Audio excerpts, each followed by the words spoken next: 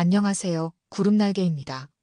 오늘도 재미있는 사연으로 여러분과 함께 하겠습니다. 그럼 시작합니다. 지은은 야간 근무를 마치고 병원 탈의실로 향했다. 8시간 동안 중환자실의 모니터링 기계, 알람 소리와 끊임없는 약물 주입, 환자 상태 체크로 지친 몸을 겨우 추스르며 사물함을 열었다. 중환자실의 밤은 언제나 긴장감이 감돌았다. 온갖 의료 장비에 연결된 위독한 환자들의 상태는 순식간에 바뀔 수 있었고 그것을 놓치지 않는 것이 중환자실 간호사의 임무였다. 지은 씨, 아버님 상태는 어떠세요? 교대 근무를 위해 들어오는 동료 간호사 민정이 물었다. 지은은 깊은 한숨을 내쉬었다. 오늘도 갔네요. 다행히 안정적이긴 한데 심장이 언제 멈출지 모르는 상황이에요. 지은의 아버지 서태현은 10년째 심장병을 앓고 있었다. 세 차례의 심장 수술을 받았지만 심장 기능은 계속 악화되어 이식만이 유일한 희망이었다. 그나마 병원 최고의 심장 전문의가 직접 진료하는 특혜를 받고 있었다. 지은이 이 병원 중환자실의 유능한 간호사로 인정받고 있었기 때문이다. 간호사 유니폼을 갈아입고 아버지가 있는 7층 병실로 향하는 길, 복도에서 익숙한 얼굴과 마주쳤다. 밤 근무 끝났어요? 얼굴이 많이 피곤해 보이네요. 김준호의 다정한 목소리에 지은의 입가에 미소가 번졌다. 준호는 병원 행정 시스템을 관리하는 외주 업체 직원이었다. 1년 전부터 병원에 출입하며 지은과 자주 마주쳤고 그때마다 따뜻한 말 한마디를 건네곤 했다. 네, 오늘 3번 병실 환자분이 위독해지셔서 정신없었네요. 아버지 병실에 가는 길인데 준호 씨는 이 시간에 무슨 일이세요? 시스템 점검이 있어서요. 그런데 퇴근하고 혹시 커피 한 잔 어떠세요? 제가 지은 씨께 드릴 말씀이 있어서요. 지은은 잠시 망설였다. 사실 준호에게 호감이 없지 않았다. 병원 내 여러 간호사들 사이에서도 준호는 인기가 많았다. 잘생긴 외모도 있었지만 무엇보다 사람을 대하는 진심 어린 태도가 매력적이었다. 아버지 상태 확인하고 나올게요. 로비에서 뵐까요? 아버지 병실에 들어서자 약간의 안도감이 들었다.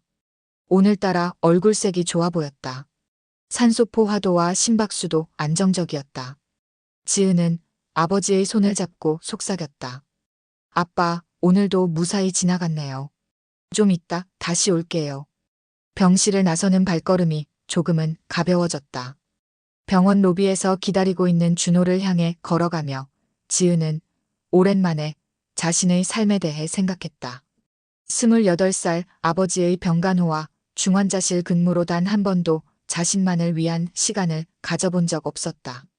그런 지은에게 준호는 어쩌면 오아시스 같은 존재일지도 모른다는 생각이 들었다.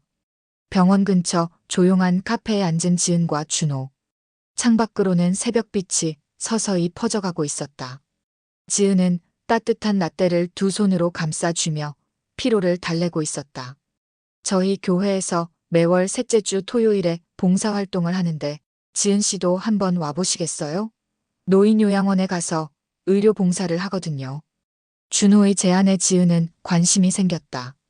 평소 타인을 돕는 일에 관심이 많았지만 아버지 간병으로 여유가 없었다. 봉사활동요? 좋을 것 같네요. 근데 제가 아버지 때문에 시간이 토요일 오전 2시간뿐이에요. 게다가 요양원이 지은 시아버님 병원과 가까워서 봉사 끝나고 바로 병원에 가실 수 있어요. 그렇게 시작된 봉사활동은 지은의 삶에 작은 활력소가 되었다. 매주 준호와 함께하는 시간이 늘면서 서로를 더 깊이 알아가게 되었다. 준호는 부모님이 일찍 돌아가셔서 할머니 손에 자랐다는 이야기, 대학 졸업 후 안정된 직장을 위해 병원 행정 시스템 관리를 선택했다는 이야기를 털어놓았다. 그리고 봉사를 시작한 지 3달째 되던 날, 준호는 지은에게 조심스럽게 고백했다. 지은 씨, 솔직히 말하면 처음 봤을 때부터 좋아했어요. 언제나 환자들에게 헌신하고 아버님을 위해 자신을 희생하는 모습이 너무 아름다워 보였거든요. 지은은 얼굴이 붉어졌다. 누군가에게 이런 고백을 받은 건 오랜만이었다. 준호 씨, 저도 마음이 있어요. 하지만 솔직히 지금 제 상황이 아버님과 함께 사는 것도 괜찮아요. 제가 힘이 되어 드릴게요. 준호의 말에 지은의 눈시울이 붉어졌다. 아버지 때문에 망설였던 마음이 확 풀리는 순간이었다. 누구보다 아버지를 이해해주고 함께 돌보겠다는 준호의 마음이 너무나 고마웠다. 사랑은 빠르게 깊어졌고 6달 후 두 사람은 결혼을 약속했다. 처음 준호의 어머니 박명자를 만났을 때 지은은 긴장했다. 하지만 명자는 지은을 보자마자 두 팔 벌려 안아주었다.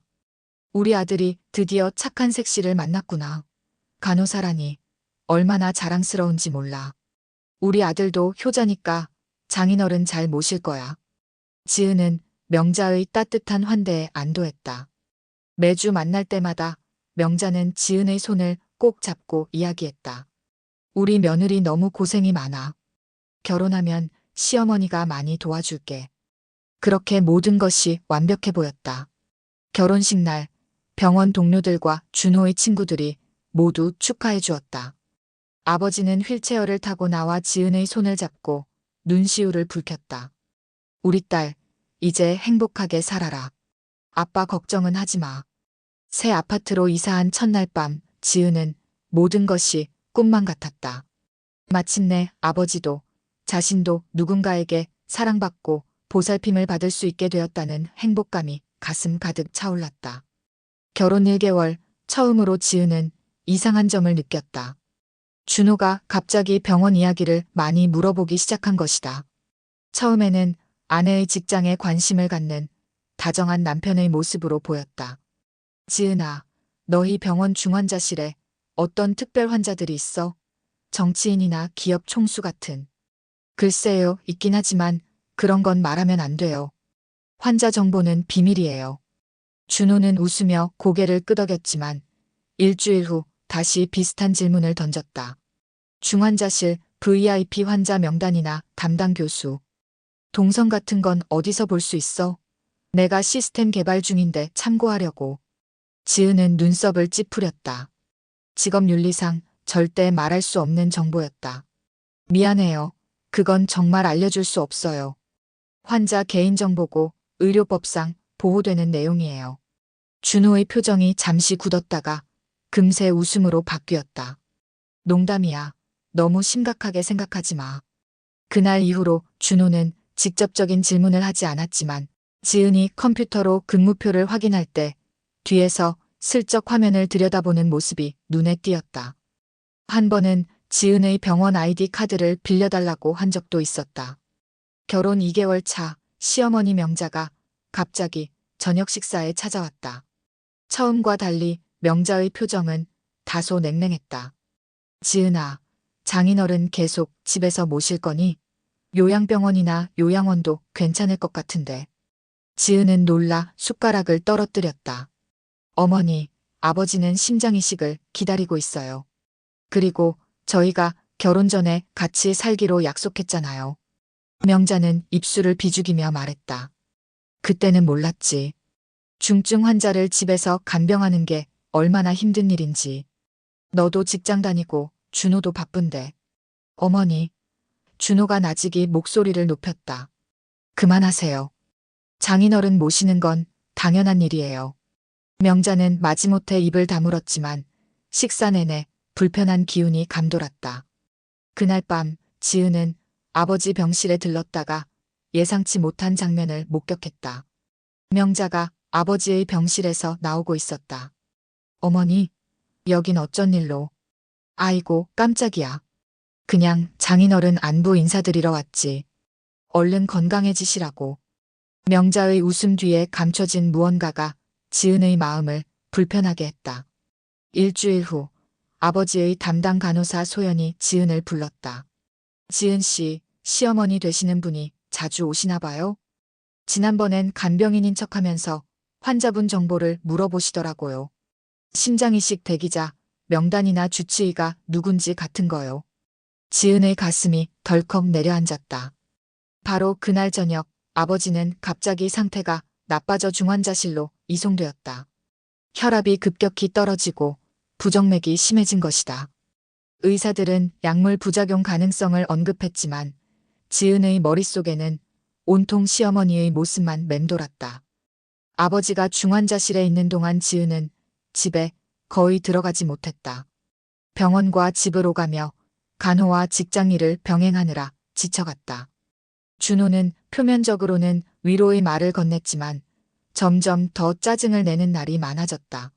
아버지의 상태가 다시 안정되어 일반 병실로 돌아간 후에도 집안 분위기는 예전 같지 않았다.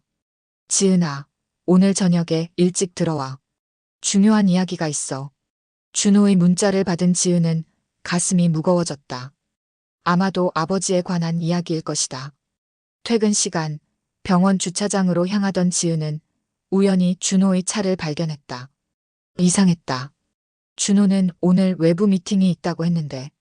무심코 주변을 살피던 지은은 병원 뒤편 고급 일식집 앞에 선 준호를 발견했다. 곁에는 낯선 중년 남성이 있었다. 호기심에 이끌려 지은은 조심스럽게 다가가 창문 너머를 들여다봤다.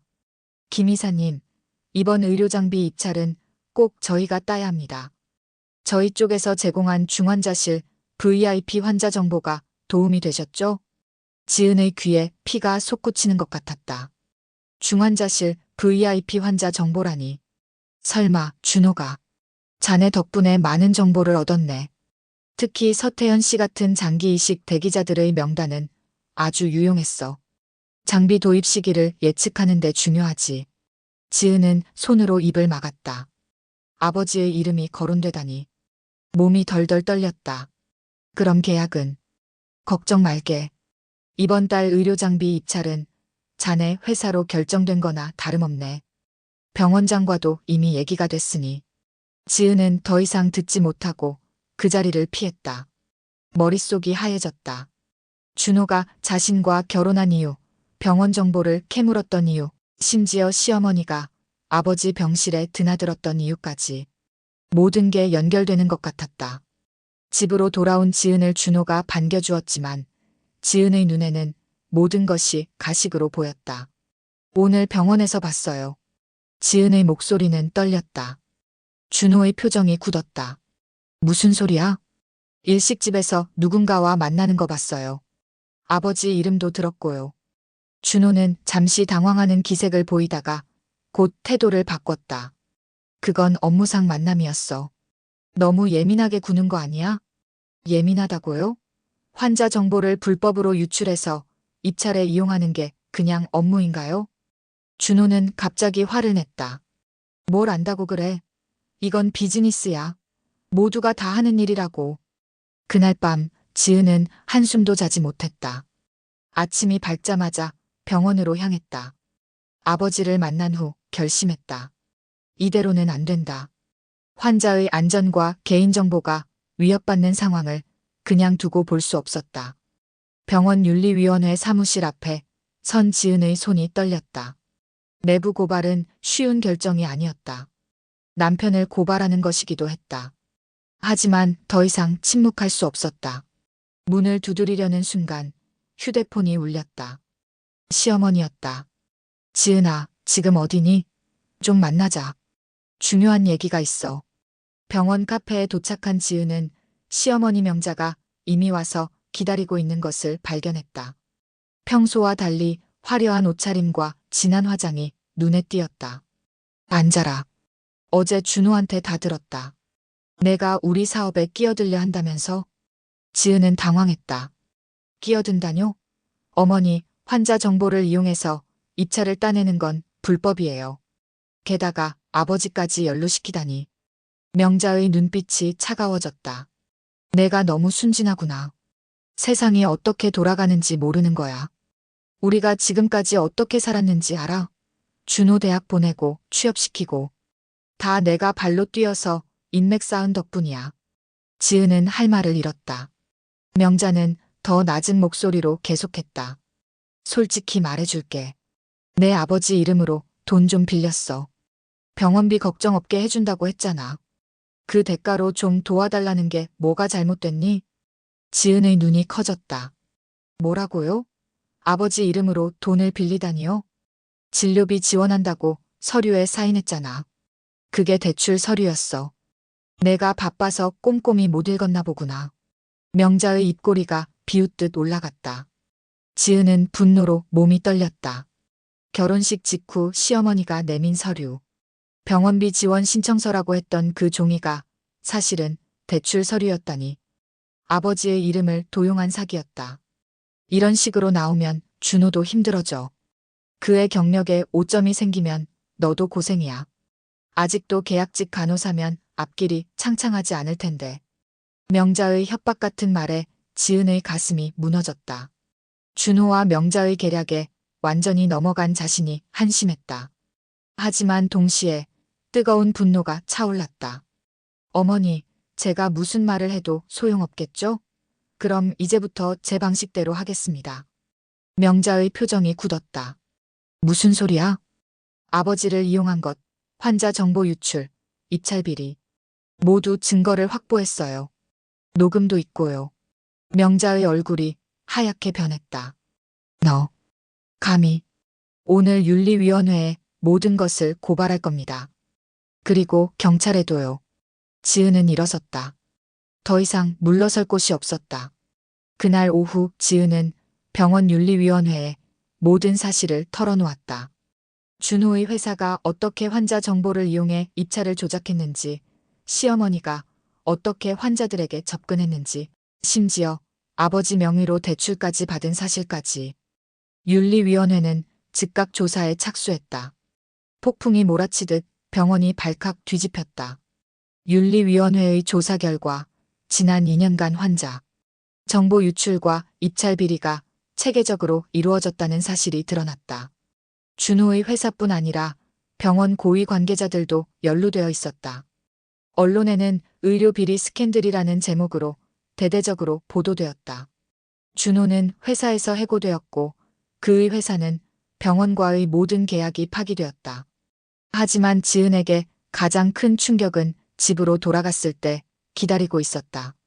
너 미쳤어? 내가 얼마나 힘들게 일구어온 일인데. 준호는 지은의 멱살을 잡으며 소리쳤다. 취기가 느껴지는 숨결이 지은의 얼굴에 닿았다. 지은은 겁에 질리지 않았다. 이미 모든 것을 각오한 상태였다. 놓으세요. 당신이 한 짓은 범죄예요. 환자들의 생명을 담보로 돈을 벌었다고요. 넌 아무것도 몰라. 이 바닥이 어떤지. 나 때문에 내 아버지가 VIP 병실에서 특별 대우 받은 거 아니야? 지은은 차갑게 웃었다. 특별 대우요? 아버지 명의로 대출까지 받았으면서. 준호의 얼굴이 창백해졌다. 그 순간 현관문이 열리며 시어머니 명자가 들어왔다. 이 배은망덕한 년. 우리가 얼마나 잘해줬다고 이런 배신을 해. 명자가 지은에게 달려들었다. 지은은 한 걸음 물러섰다. 어머니, 진정하세요. 이미 모든 증거는 경찰에 제출했어요. 그리고 지은은 휴대폰을 꺼냈다. 지금 이 대화도 녹음 중이에요. 명자의 표정이 일그러졌다. 이 악랄한 년. 내가 어떻게 감히. 그동안 참았던 말 하나 할게요. 지은의 목소리가 떨렸다. 당신들은 제 직업을, 제 아버지를, 제 인생을 이용했어요. 결혼까지 이용한 거죠. 이제 모든 걸 되돌려 받을 겁니다. 준호가 달려들려는 순간 초인종이 울렸다. 문을 열자 경찰 2명이 서 있었다. 김준호 씨 사기 및 개인정보보호법 위반 혐의로 체포합니다. 그리고 박명자 씨 사기 및 공범 혐의로 동행을 요청합니다. 명자는 비명을 지르며 발버둥 쳤지만 소용없었다. 준호는 지은을 원망하는 눈빛으로 바라보며 경찰에 끌려갔다. 다음 날 아침 지은은 짐을 싸서 아버지가 있는 병원으로 향했다. 법적으로 이혼 절차가 필요했지만 그건 나중 문제였다. 지금은 아버지의 상태가 더 중요했다. 병원에 도착하자 심장내과 김 교수가 지은을 불렀다. 서 간호사, 큰일 하셨네요. 덕분에 병원이 제대로 정화될 것 같습니다. 그리고 아버님 소식도 있어요. 지은의 심장이 빠르게 뛰었다. 아버지 상태가 어떻게 됐나요? 좋은 소식입니다. 장기 이식 대기자 명단을 재검토했는데 그동안 누락되었던 아버님의 우선순위가 상당히 높았어요. 명단 조작이 있었던 거죠. 명단 조작이라뇨? 지은의 목소리가 떨렸다. 김 교수는 깊은 한숨을 내쉬었다. 이번 조사에서 드러났습니다. 일부 VIP 환자들이 부당하게 우선순위를 받았어요. 그 과정에서 실제로 응급도가 높은 환자들, 아버님 같은 분들이 밀려났죠. 지은은 분노로 주먹을 꽉 쥐었다. 아버지의 생명이 걸린 문제였다. 단순한 병원 비리가 아니라 사람의 목숨을 담보로 한 범죄였다. 그럼 이제 아버지는 재평가 결과 서태현님은 이식 우선순위 상위 5%에 해당됩니다.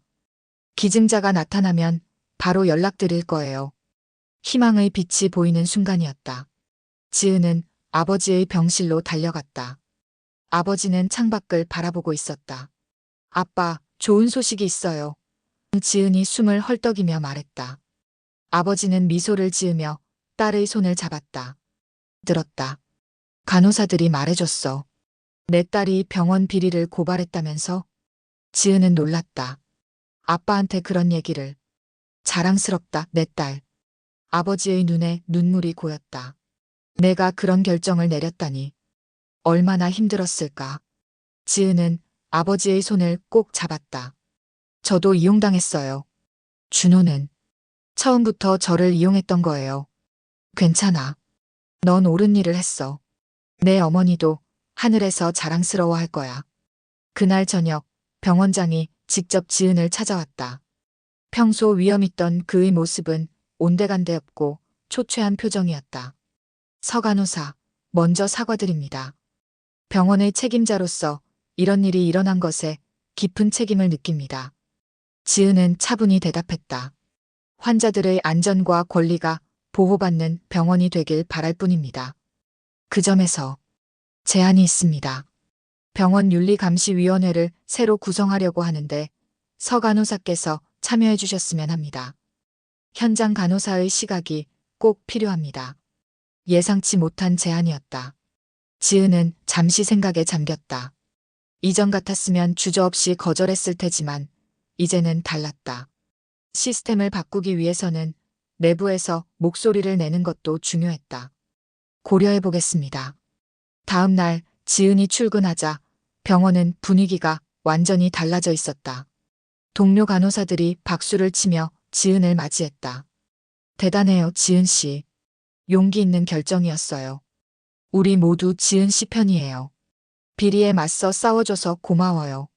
감격스러운 순간이었다.